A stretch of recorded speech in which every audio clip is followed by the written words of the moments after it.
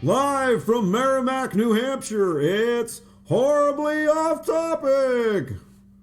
Starring Chris Clark, Steve Woodbury, musical guest, the New Sweethearts, and special guest, Leo Fernandez. Ooh.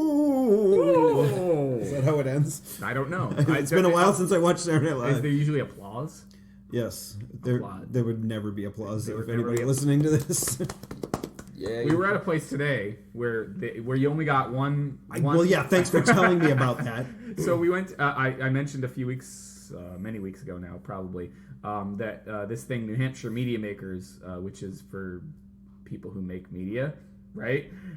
Yeah. And so Steve and I went this morning, and I forgot to inform Steve that in the interest of keeping the meeting moving, rather than having a big round of applause for everybody that speaks, you just give them one clap, not the clap. So like 1, 2, 3.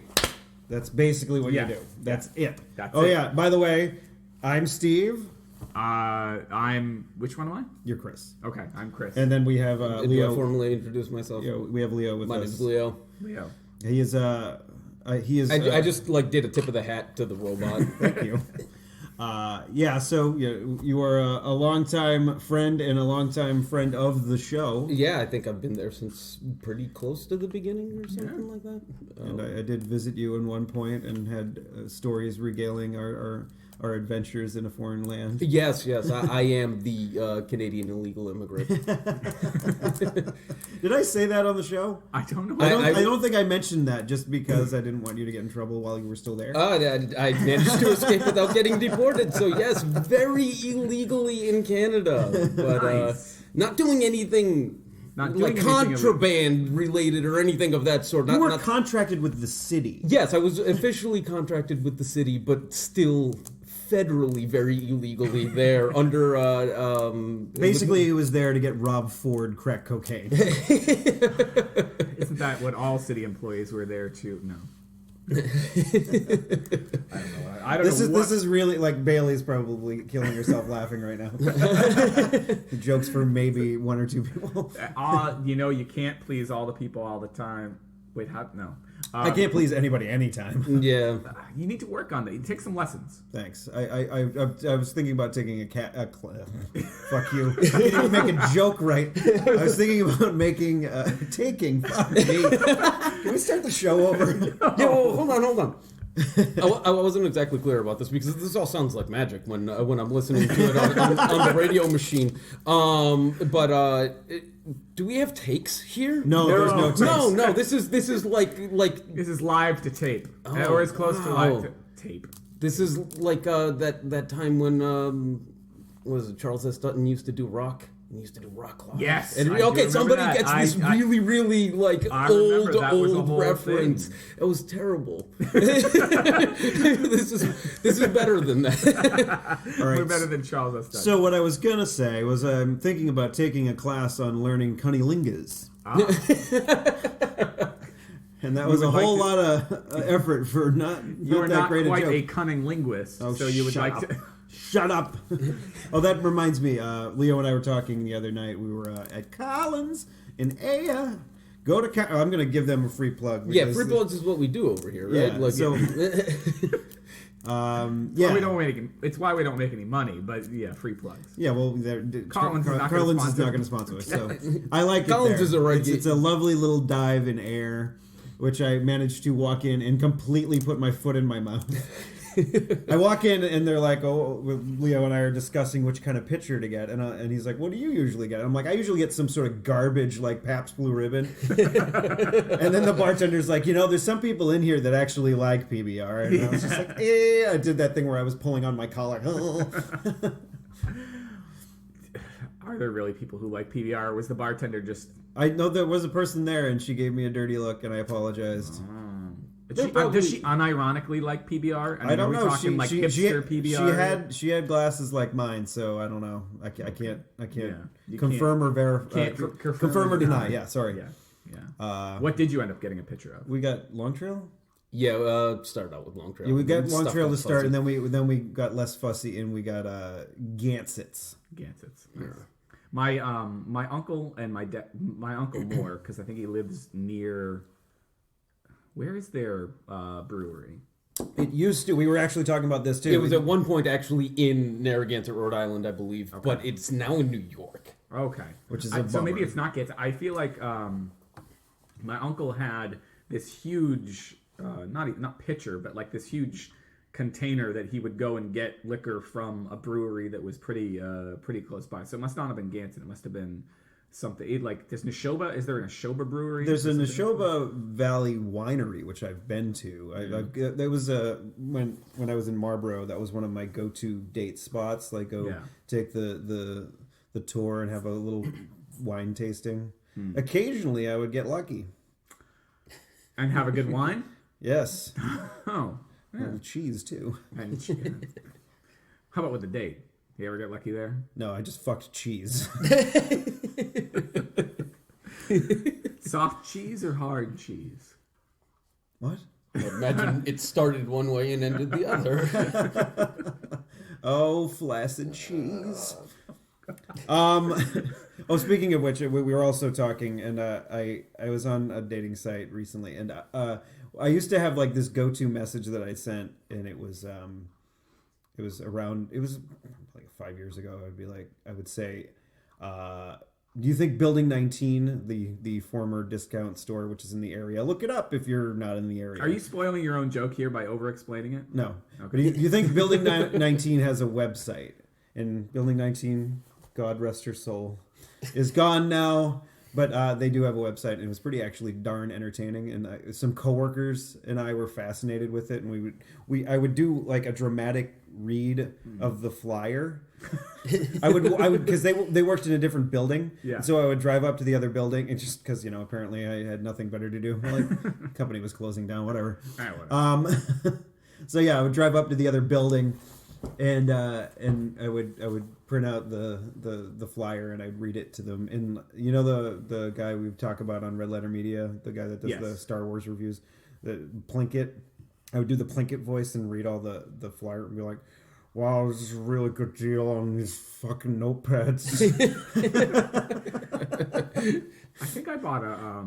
Could you buy suits at Building 19? I think they did have clothing. I feel like I bought my first suit for a dance, or not a prom, but like a winter dance in high school. Well, and more humiliating than the fact that I bought it at Building 19 was that I wasn't in high school anymore. I was in college and I was buying a suit to go to a high school dance. Oh, that's really gross. It's a little awkward. I've done this. I've done this once where I ended up at a prom.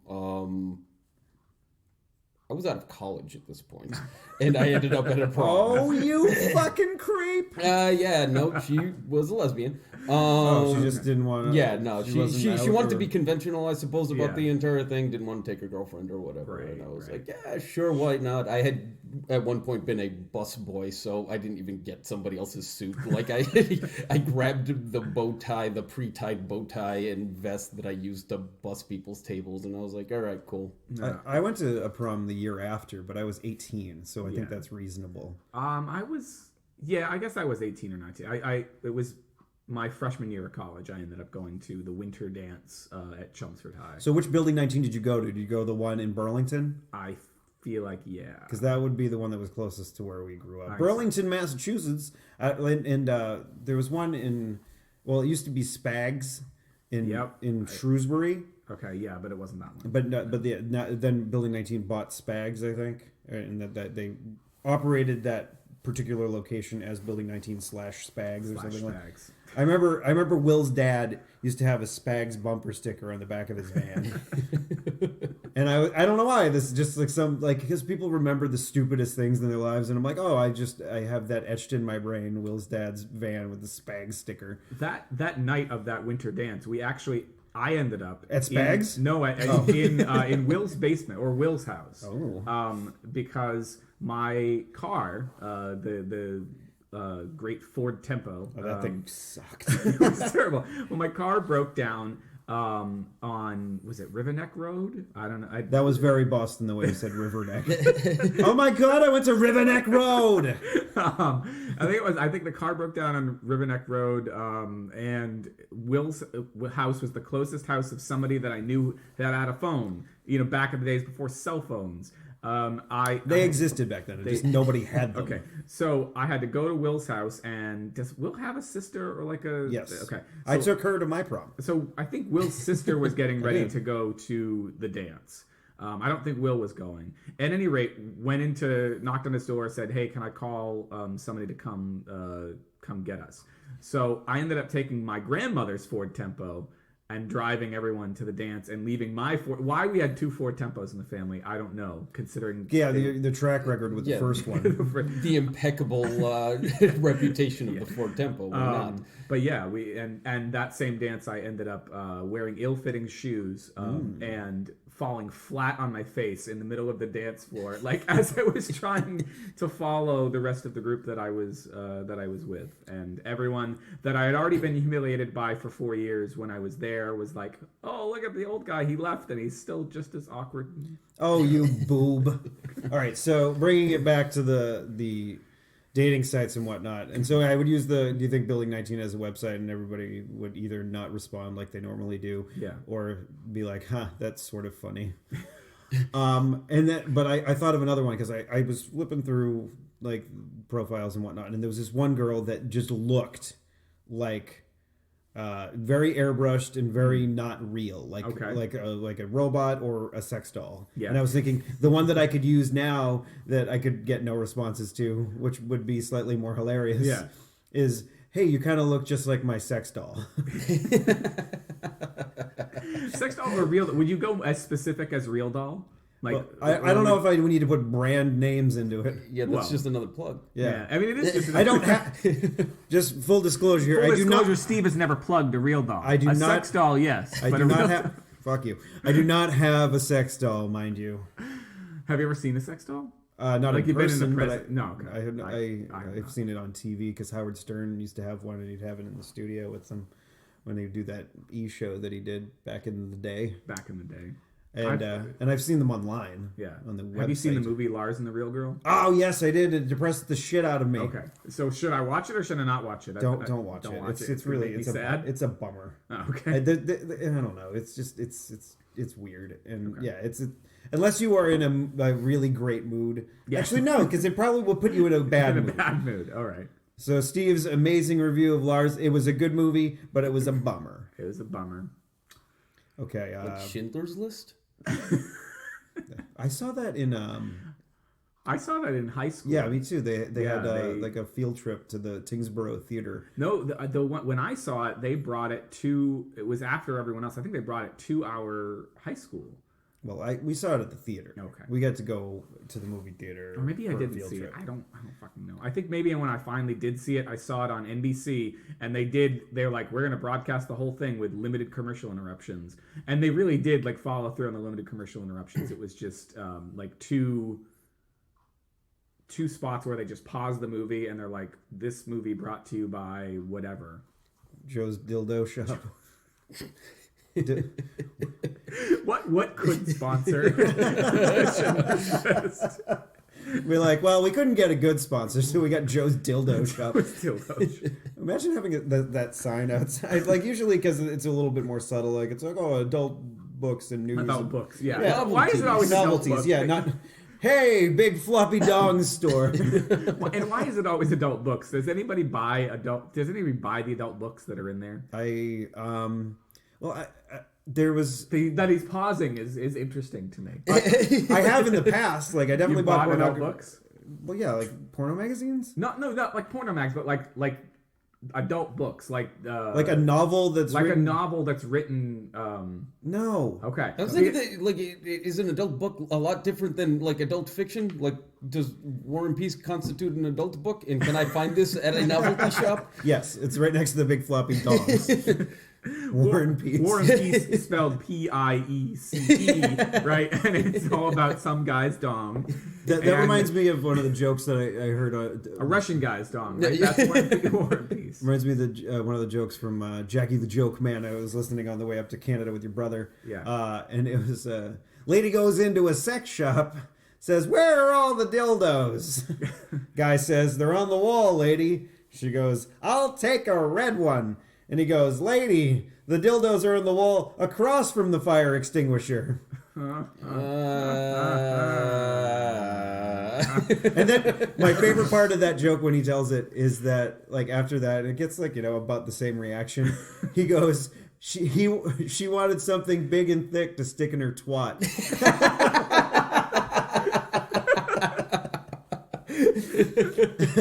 Oh. Well, at least he knows how to recover from something that didn't go over well. See, that got a good one. That one was pretty good. And I would imagine that's by design, actually. Yeah, and then this is a very sexist joke that I'm about to tell, and I'm aware of it. But there go the female listeners. yeah, what in the one?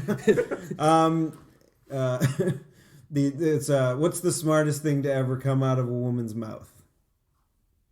Oh no. Einstein's cock.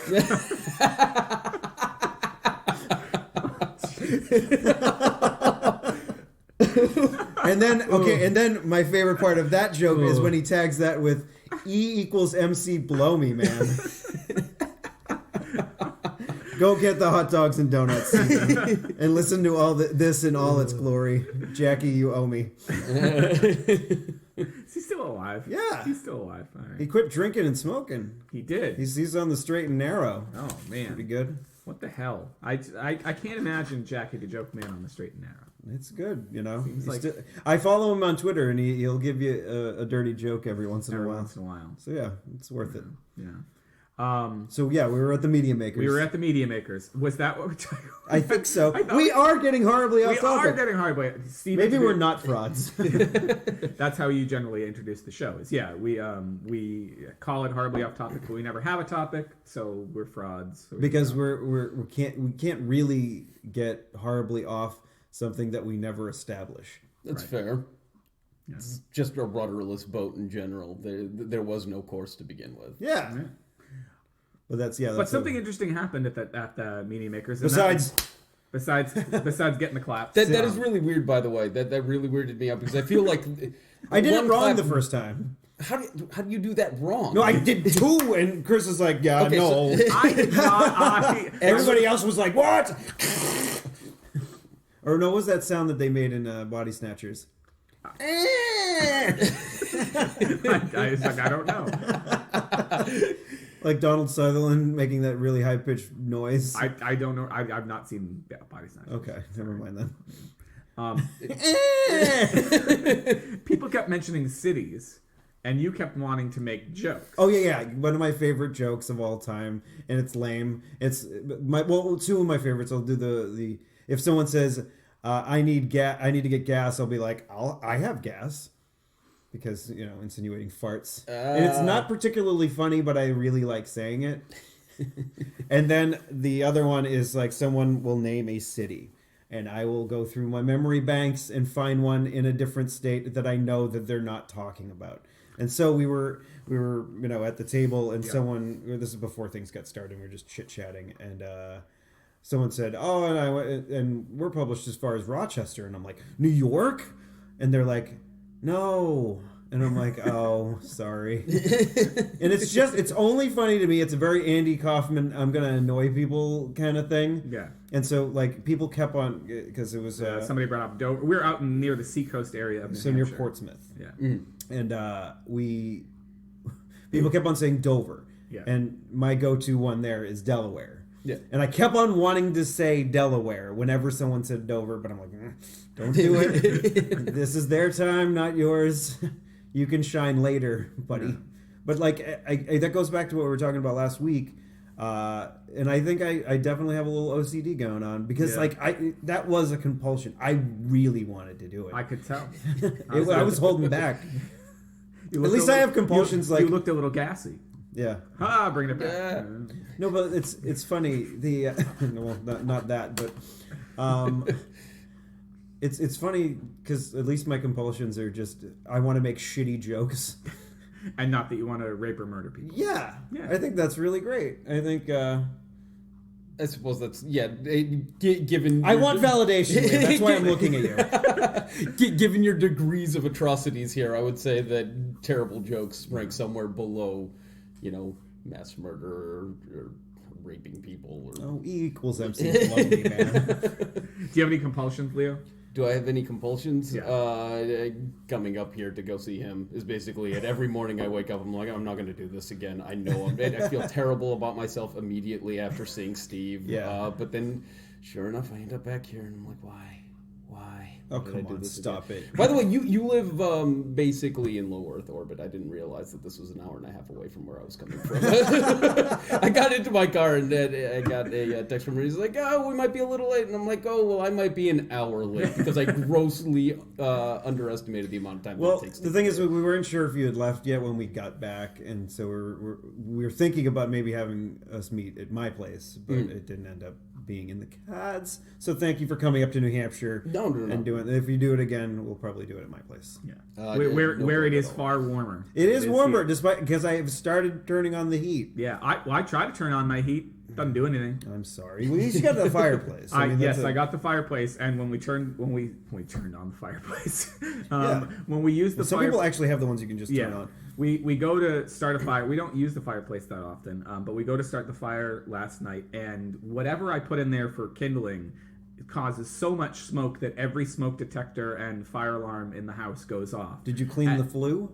I did clean the flue, but the smoke was, even though the flue is open and the flue is clean, the smoke all came out here in the main room. The girls, the moment they hear any beep, like even the test beep of the smoke detector, cover their ears and run as far away from it as they can get. And since all of them were going They need to learn a little bit of fire drill protocol. It's walk don't run, and then to a safe stop, location. drop, and roll. Yeah. Well, that's if you're on fire. At any rate, yes, the fireplace did help warm us up. But all week, I am. For people who don't know, if you're just joining us, I teach. So I'm if you're just joining us in the middle of the show, that you can listen at your leisure.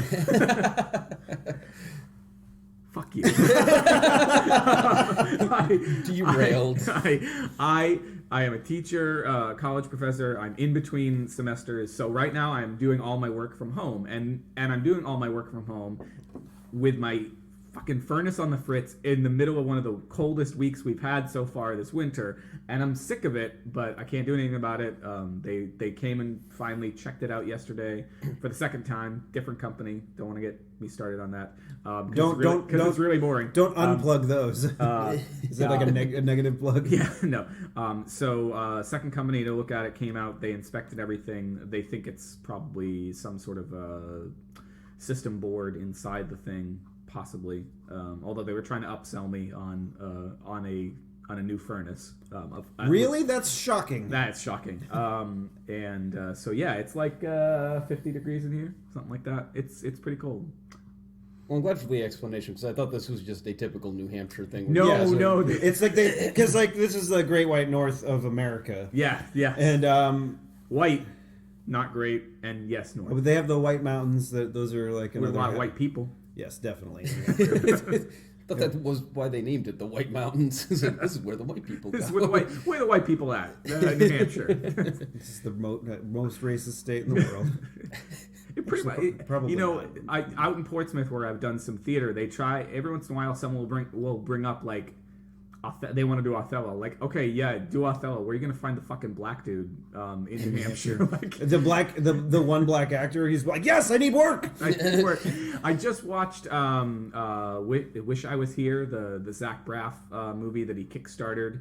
Zach Braff. I was thinking Zac Efron, and I'm like, what? Zac Efron doesn't need to kickstart anything. He just shows his cocker right now. Zac Efron's like the He's the guy is that's that a on the High thing? School Musical I don't know. movies. Yeah. I mean, but They he's like show he's his all- cock in the High School Musical? I don't know. Doesn't he show his cock in like that Seth? Everyone has to show their cock in Seth Rogen movies, don't they? I think Seth Rogen showed his cock in the Seth Rogen movie. In like Neighbors, he probably showed his cock, but not. But yeah, not Zac Zac Efron, he doesn't have to show his cock. Does he have a cock? He's dreamy. He is dreamy. So Zach Braff did this movie, Wish I Was Here, and they actually have an audition scene. The character he's playing is a struggling actor, and he goes out for an audition, and everybody else in the room except for him and the dude from Big Bang Theory, everyone else in the room is a black guy, and they do have a joke about how they all did Othello, and that's their sort of claim to fame. And yeah, I mean, a black guy in New Hampshire as an actor could get like so much damn work, because there are people who come up with a script. I see at the pitch sessions I go to and things like that, and they're like, "Well, we could do this one. We just don't have a black guy." Well, I don't think. We don't think we have any black listeners. I don't know. I can't. Or any black actors who are listening. Yeah, I mean, if they are, like, go to Come to New Hampshire. Go to New Hampshire. Go to the Players Ring, and like, you'll get every role ever. You will. If you're good, you'll get every role ever. I don't think you need to be good. I think you'd have to be slightly. You good. probably have to be slightly good, but it helps to be black. Yeah. If you've got two Othellos at the same time, what does New Hampshire do? I don't think that would ever happen. Two black guys at the same time? and not, Given the old, not quite where I was going with that. I was thinking that maybe this would be like a socially justifiable reason to do blackface again. But no, that you came up with a different angle that I wasn't even thinking of, and I applaud you for that. Once. yes. Once. Wait, 1, 2, 3. Yeah. Oh man, I'm getting myself into trouble again. Yeah, whatever. All right, so yeah, we it's cold in here. We talked about Baby, that. it's cold in here. I really should go. Why don't you stay here and get raped? Sorry. I saw the what's her name? Idina Menzel, who's the actress who was the lead. She's the lead in Frozen, and so she's gotten very popular over the last year. I don't know what she looks like as an actress. Yeah, they're actual Does she look like the character? She does not look like the character. She was also in Rent. That's why she was popular back in the 90s. She's a very good singer. What the hell was the... I just... Baby, It's Cold Outside. Baby, It's Cold Outside. In She here. did a winter, like, holiday Christmas album and did a version of Baby, It's Cold Outside, but they did a video for it in which, rather than having her and the male guy who's singing the other part, they have two little kids singing and dancing to the date rape song. Yeah, that makes it Like, creepier. oh my god, it's I can't watch it. Like you're like, oh, this is cute, and then like listen to the words, and you just the fact that anybody does that song anymore is just Like the version I heard more recently, I think, was Zoe Deschanel, and I forget who the guy singing. oh it yeah, with her she does. was. Was it She and Him? That's her band. Zoe I don't know. anyway. It might have been her band. Yeah, but yeah, I don't understand why anybody does that song. Like it's just. Way to stop the conversation, Chris. So yeah, I went to the hockey game last You week. do.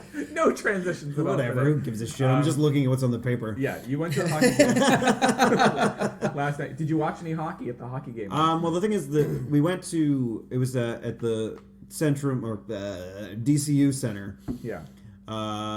And we went to Mezcal, which is right across the street from it. Right. Beforehand, had a couple of beers. Did you have mezcal? No. Their mezcal's solid. Is it? Just saying, it's pretty good. I haven't. I didn't. I had a couple nachos and I had a hot dog at the game because I'm apparently wicked classy. And so yeah, we had some drinks. We were watching the Pats game before the game started, and of course the Pats game was not over by the time the hockey game started. So we all went over there, and then I sat and watched the hockey game for a little bit, and then I ran out of beer, so I went to get another one.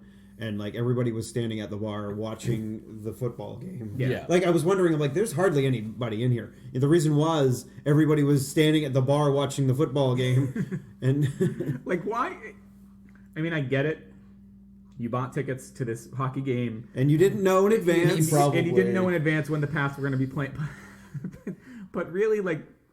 At least it wasn't the evening game, so it would have been on the entire time, like the game or the hockey game was on. That's true. So everybody would just been watching the game. Yeah, you pay whatever you're paying to go stand at the bar and watch football on a TV as opposed to hockey that's going on. And even the people that were in their seats, yeah, that were watching the game or watching the hockey game, yeah, were on their phones looking at the score like refresh.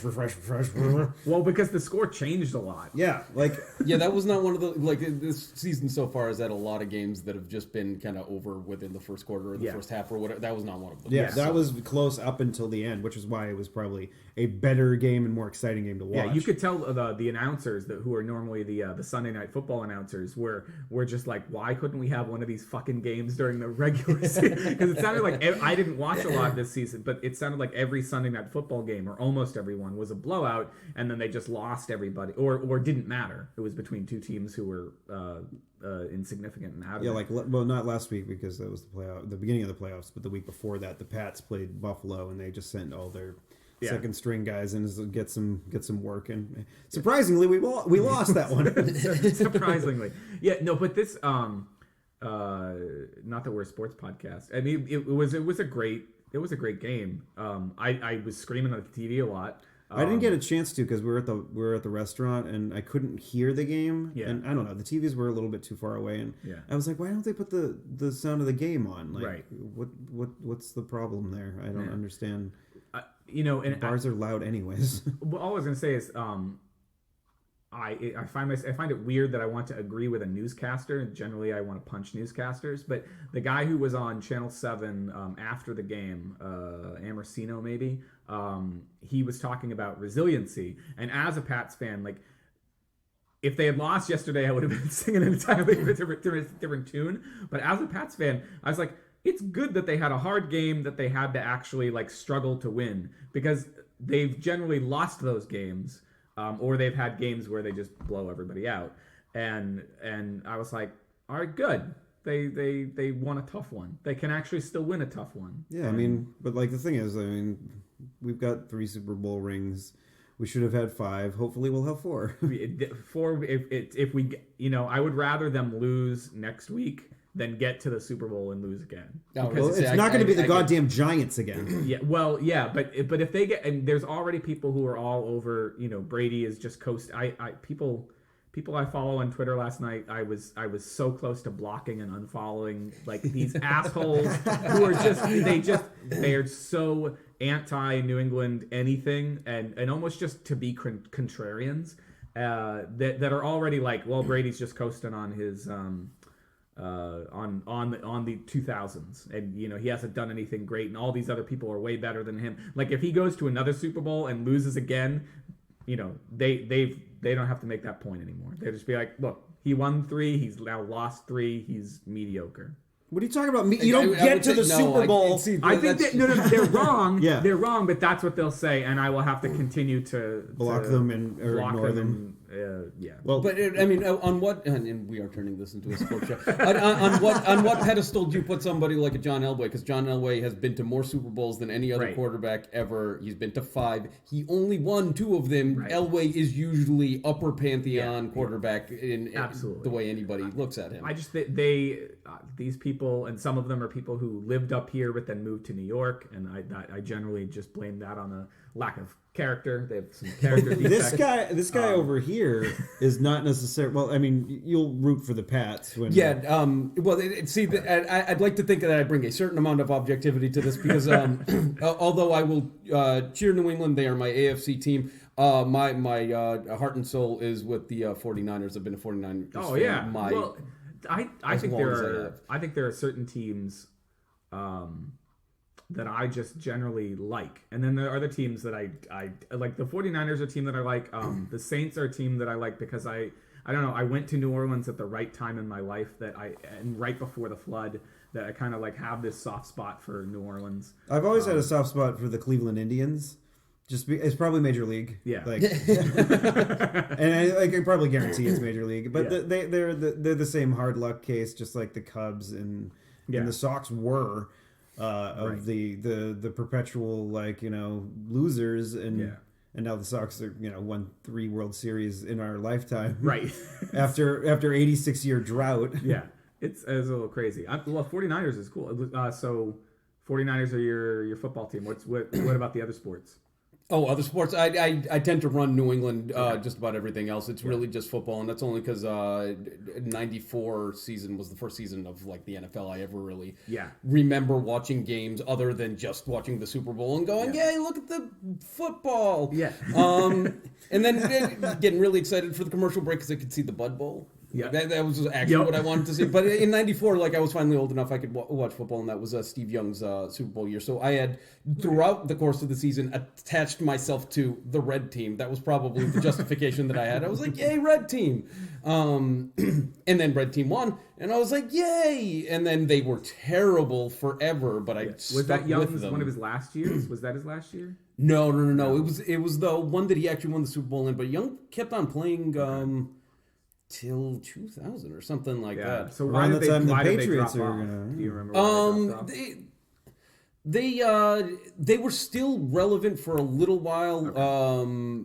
Like they would make the playoffs, but they kept on getting bumped by like Green Bay and then Green Bay had a good year, and then because Green Bay and the Pats were the next year or the year after. They were 96, and then there was another Cowboys team. They kept on running into either Green Bay or the Cowboys in the playoffs, like perpetually. Mm-hmm. And then eventually, Young got old. Jerry Rice retired. Terrell Owens is a dick. Yeah.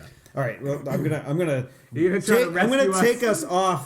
take us purposely off topic and stop talking about football. So after the game, I went to Dan's, friend of the show and contributor, Dan. Can I hear that? Foley artist.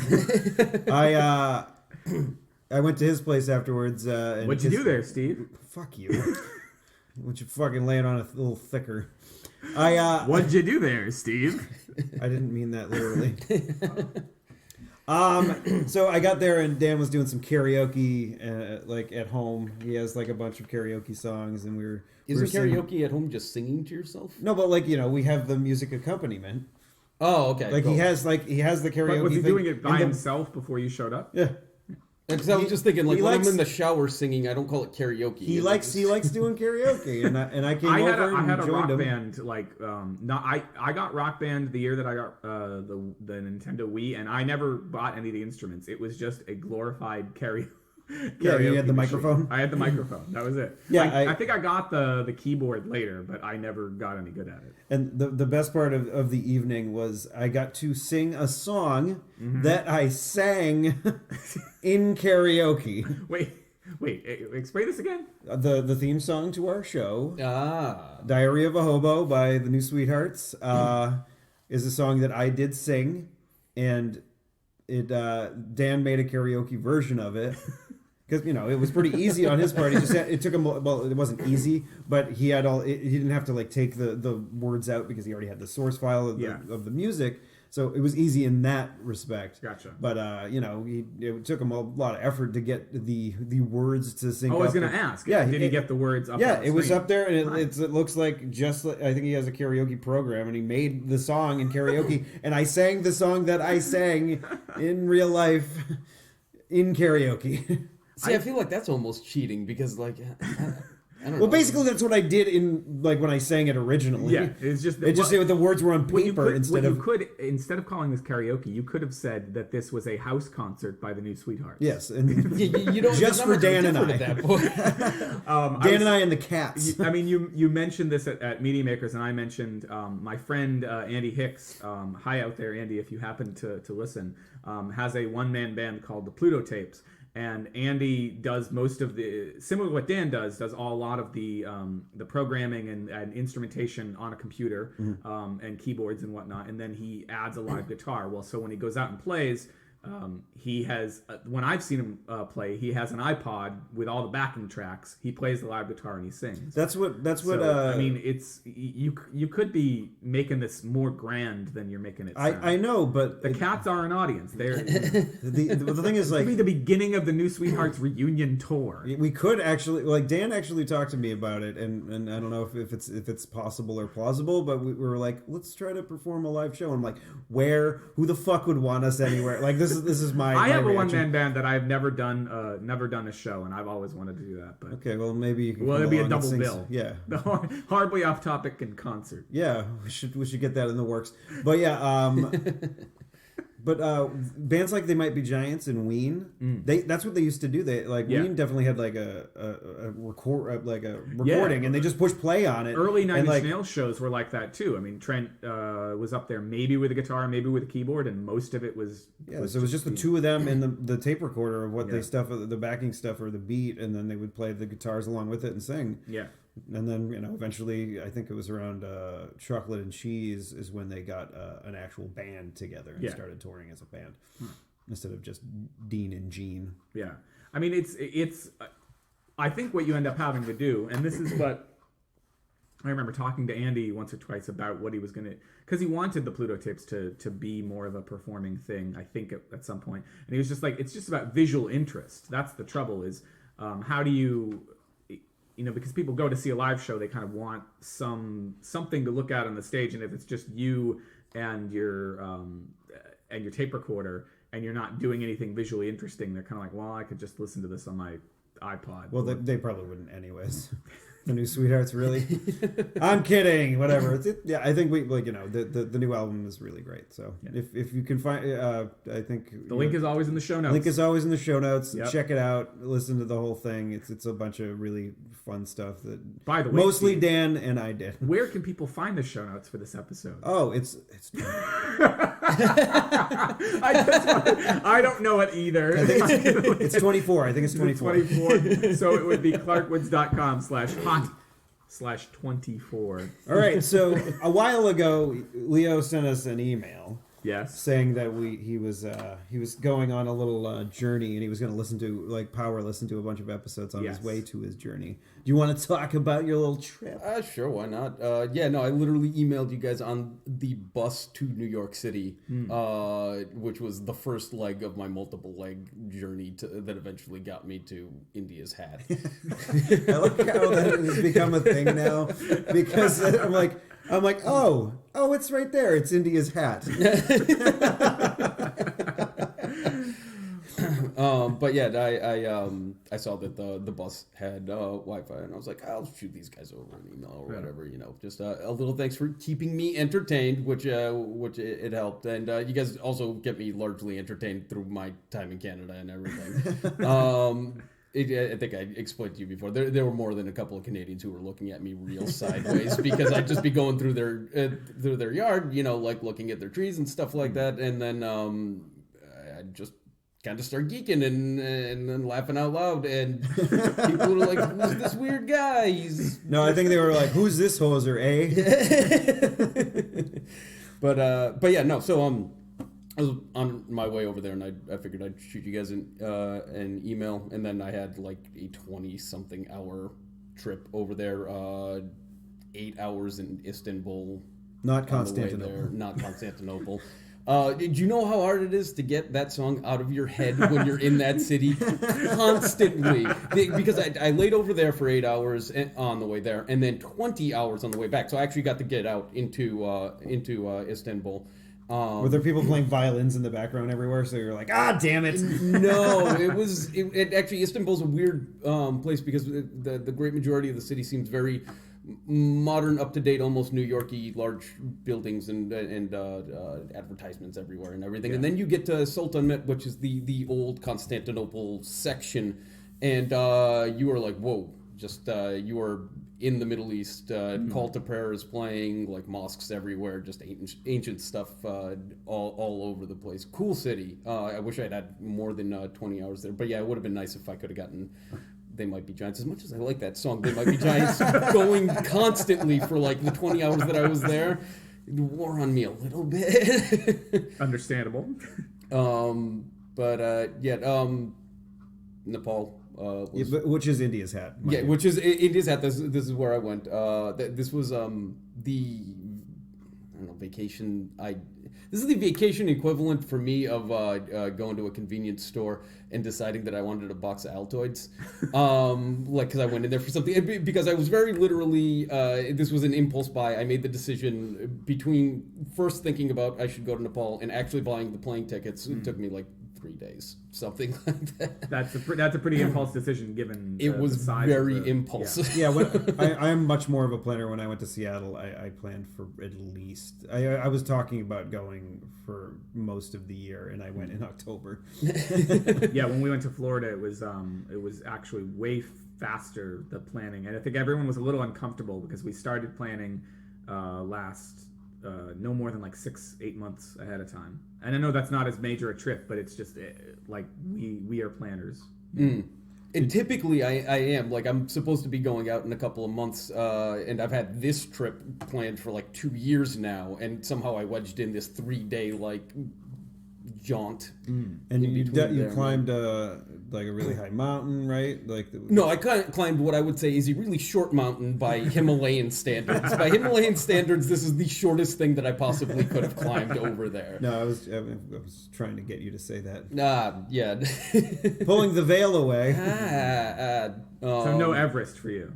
No, not quite. I think I would have had to have been there for like several weeks in addition to what I was there, just to get myself acclimated. You should have gone to being Colorado. at the base camp. Yeah. You should have just gone to Colorado first so you can get used to like the Rocky Mountain high altitude and then travel over. Yeah, there's probably a lot of ways I could have done this, but like I said, I thought about this for 3 days. I realized that. I was just saying.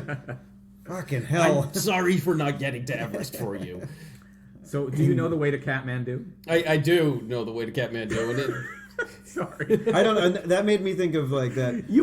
Steve brought it up. I tried to make a dumb joke based on what was on the. And I made a on the stink outline. face.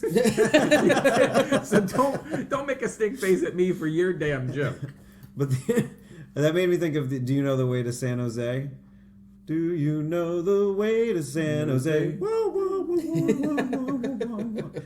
And now that's in my head, and everyone else's. I was gonna say, do you know the way to San Francisco? But that's are you going to San Francisco, right? So, was there anything that was out of the ordinary while you were there, or like anything really noteworthy you want to? Yeah, no, everything's drop out of the on us? ordinary. Every single thing about that country is out of the ordinary. Well, it's different than America. Yeah, it's you know what was one of the things that surprised me the most is one of the things that was not out of the ordinary. Everybody spoke English. This is one of the poorest countries in the world, and I was just amazed by how well versed everybody was with English, especially given that like most countries out there where English is commonly spoken, that isn't England, is a former colony in one way, shape, or form. Nepal is actually one of, I want to say, 2 countries in the world that has never been invaded at any point in its history. Nice. Well, maybe because of the freaking giant. Because it's impossible to get to. Yes. Everyone who tries gets to the bottom of one of those giant mountains and says, "Oh yeah, fuck this." I imagine Mongols were like, not doing this. And who else would have invaded? The Mongols would have tried. maybe the Japanese, the they were on a Indians kick under for the a while. Mongols. The British actually did try. This is one of my favorite like obnoxious fun facts. England has attacked 9 out of 10 countries in the world. I want to say that all but about 20 countries that exist in the world have at one point or another been in armed conflict with England. So I should pay more attention to Elizabeth next time I play Civ. Yeah. It's good to know. That old lady, she knows what she's doing. She does. As far as attacking everyone ever. Wow, I did not. That makes sense now that you say it. I mean, because they had so many colonies, and then colonies that rebelled, and it's asinine. Colonies that belonged to other people that they wanted. But then now there's still like countries that are part of the Commonwealth, like Australia and Canada, and I think so. Oh, a bunch of them. Yeah, India's still technically a Commonwealth country. I want to say most of the former British Empire, with the exception of Egypt and the United States, because we rebelled. Yes. Screw you, friggin' monarchy. Yeah, you know what we have now? An oligarchy. Yeah, kind of. Still. No politics. I'll take my oligarchy over your crown. Yeah. Yeah. No, I don't. But we could get the royals. Everybody's fascinated with the royals, though. Oh my God, like here. I hate that. Oh my God, it's I mean, I'm vaguely interested. I'm just fascinated with Lord. I'm vaguely interested in the history of the monarchy. The history, not even vague. I'm really interested in the history of the monarchy, but what it is today. Why are we so fascinated with I think it's just because British monarchy specifically? I don't know, because they have good PR. Yeah, I guess, but like, what do we have for the British monarchy that we don't have? I don't know, for the Spanish monarchy or the Japanese monarchy, or there's a lot of monarchies. Maybe because we have we have if history with them. But that would be exactly my reason to be anti the monarchy, because all of our history with them is antagonistic. If I had to guess what it would be, it would have to go back to the early 80s, and you have a number of... Princess Di, you mean? Princess Di. You have a number of young royals at a time when... you can call me Queen Bee.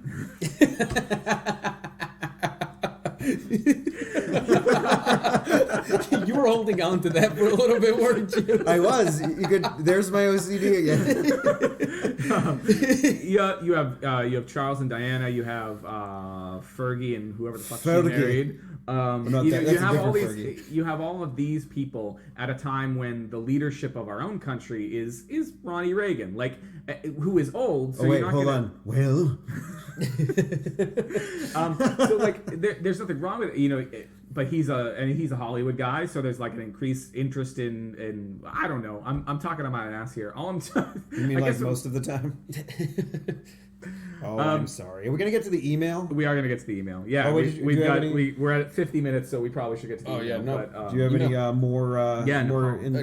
Would you recommend How many thumbs up would you give Nepal for going to? It really depends on the kind of thing that you're looking for. It's pretty rustic. I didn't have a warm shower the entire time I was there. I'm fine with that. It's a beautiful country, amazingly beautiful. I remember at one point when I was in the south of Nepal near the Indian border, I was looking at two critically endangered animals at the exact same time. There were... were they having a fight? Were they having a knife fight? Yeah, no, that would have been just head to head, locked in Mortal Kombat. No, it was just by a river, and I was watching this one thing which is called the Gairel. It's a long snouted fish eating crocodile. Only 300 of them in the world, and I was very awestruck by the fact that it was over there. And then a one horned Indian rhino came out of the brush over to the river to go take a drink, and there's 3,000 of those in the world. So I'm what are the chances I'm looking at both of these things at the same time? So long story short, just amazing nature, wildlife, scenery, nicest people I think I've ever met in any culture, anywhere bar none. Just amazingly courteous. Maybe because they actually thought you were Portuguese and not American. Because they thought that I was a lost conquistador or something like that. They're you're a little way away from You've been traveling a while, sir. By the way, can I take issue with your brother calling me Italian? Yes. Definitely not Italian. That is so far from if he ever listens to this episode, then he'll know that you were like, what the fuck? And if he ever meets me again, he'll know because I'm going to throw poop at him. I was very, very offended. He didn't say you were an orangutan. I could have taken that I could have taken that somewhere really insulting. No. I love Italians. I just don't want to be one. All right, so let's get to the email from our frequent emailer and friend of Leo and I, and friend of the show. How much of this do you want me to read? This is pretty long. Just the parts where it says that Steve was right. Okay. So most of it. Because I did ask, this is from Brian, and I did ask Brian, could we use it? He said, yeah, totally use whatever is entertaining and relevant. So obviously relevant is every time that Steve is right. Yes, which is a lot in that. I was reading it, I'm like, So go. Steve is correct. Yes! Normally it's Steve is an asshole. Steve is a moron. Steve made XYZ mistake. Steve is right. So subject, a new year, a new lightsaber. Hey guys, this is going to be a long one.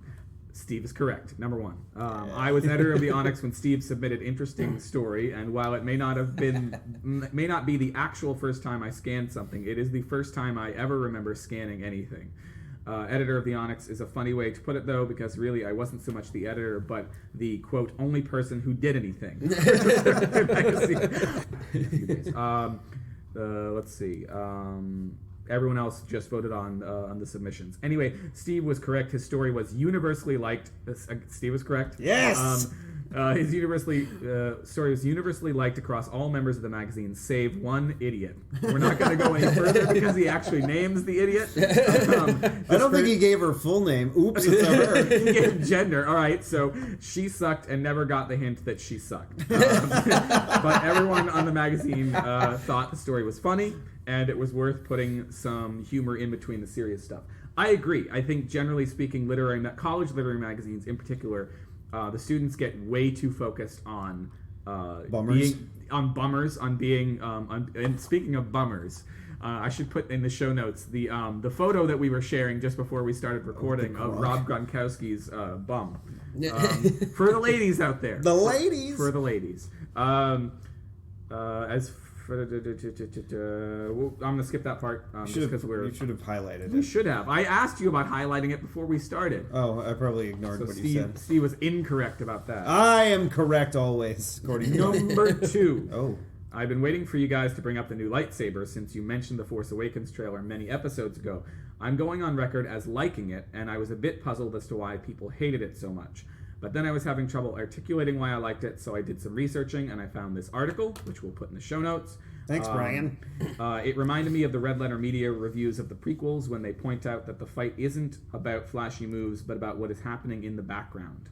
Obi-Wan versus Darth Vader in A New Hope isn't a spectacular fight, but they bring the weight of their history to the fight, so there's more to it than flashy laser swords. One of my favorite things that they did recently on that site was they had Rich Evans, one of the guys on the Red Letter Media site. His reaction to watching the trailer, and he had a Star Wars shirt on, and he just got progressively more excited, and he just started running around and wrecking everything in his room. There was like some Star Wars thing that he opened up, and he just started smashing on the table because he was so excited about it. To wrap up that point, what this short article reminds us of is that we need to look at what the lightsaber tells us about the character, and this brief view tells us a lot. So I think he's right about that. If people are giving it shit, it does look weird, but it probably tells us more about that character, or will, when we see the movie. Yeah, so hopefully, it's more character development and less a bunch of shit cluttering up the frame. Yeah, it's less George Lucas. Have you seen the making of The Phantom Menace, which was on the DVD? It was like a 2 hour... I don't know if I can put myself through it. Well, I mean, back when I didn't realize how bad the prequels were. I went to see it with you. I know, but for years afterwards, I didn't think they were as bad as everyone else thought they were. So I owned the DVD, and I did subject myself to the 2-hour documentary. And there's this part where George is like super geeking out about the droid designs to Steven Spielberg, who happens to be on the set. So make a long story short, too late. We want it to be character-driven, right? The lightsaber, as opposed to something George Lucas drew on a napkin. He was like, this would be cool. Yeah. Right. Right, good. Also, on Steve's mention that Jedi are like samurai, I generally agree. Yes! This is a new way of saying Steve is correct. Steve is still awesome. But I think the prequels did a lot of damage to the Jedi myth.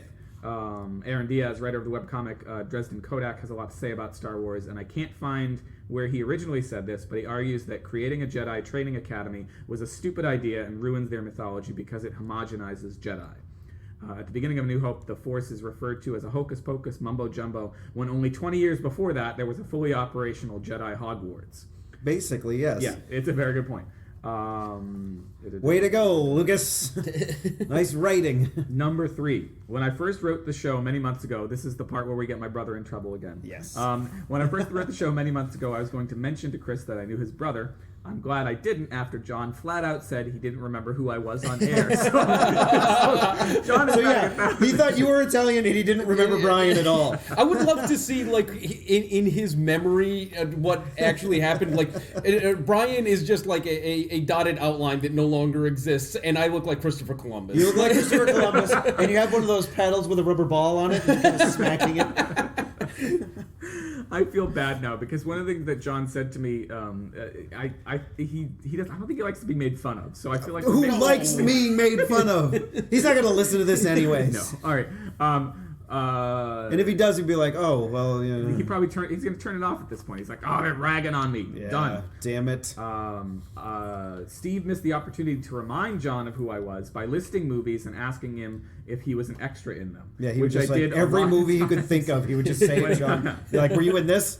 No. How about this? No. Yeah. Number 4, on the E.T. game, I think Steve got it right when he said that the game was rushed, so of course it's Of stunk. course. Steve is right. I was right. I'd recommend reading Ian Bogost's, sorry for the mispronunciation if I mispronounced it, Ian Bogost's game, How to Do Things with Video Games. He has a really good defense of E.T. as a game, arguing that E.T. is a botanist, not very exciting, and that the game is essentially about being powerless. Where telekinesis is used in other games as a mechanism of power, it isn't in E.T. It is only used for escape. Much like You mean to get out of the multitude of holes that you constantly fall in Yes. in that fucking game? Yeah, I guess so. So maybe we weren't ready for a game about being powerless during the early 80s. Yes, of course. And then we have the We have the follow-up last part. One more thing. Number 5. I can't believe Steve talked about the Mortal Kombat movies without telling the yeah right story. And that is a perfect place to wrap up for today. This should I? You should wrap up with Okay, the so yeah Leo right is story. very familiar with this story. It became a sort of running gag in college because the story. I'm going to preface this. I'm sorry. I'm going to ruin the mystique of it, but it was known very well in our circle as one of the worst stories of all time. I would say the worst. Okay. So wait, why? Have you not heard this? I No, don't he think I've hasn't. heard This it. is seriously. Oh, you don't know what you just did. I don't know what I just did. So okay, and basically the thing you guys would do is sort of talk up the story and get somebody that hadn't heard it excited about hearing it, and then I'd say, "Nah, I don't want to tell it. No." I'd play all coy, but then eventually I'm just like, "I'm gonna get you," and in my Andy Kaufman way, Right. And they'd be like, "Oh, come on, can you please tell me?" And I'm like, "All right." So me and my pal, this is the story now. Okay. Me and my pals were going to Blockbuster Video one day to rent Mortal Kombat Annihilation, which was the second Mortal Kombat movie. So we all jumped. It was Paul. We all jumped into Paul's parents' minivan, and we were driving to Blockbuster. Yeah. As we're on our way there, we see this kid on the side of the street riding his bike. Yeah. And this kid was wearing a T-shirt on back of which read, "Yeah, right." So when we drove by him, we all rolled down the windows and went, "Yeah, right."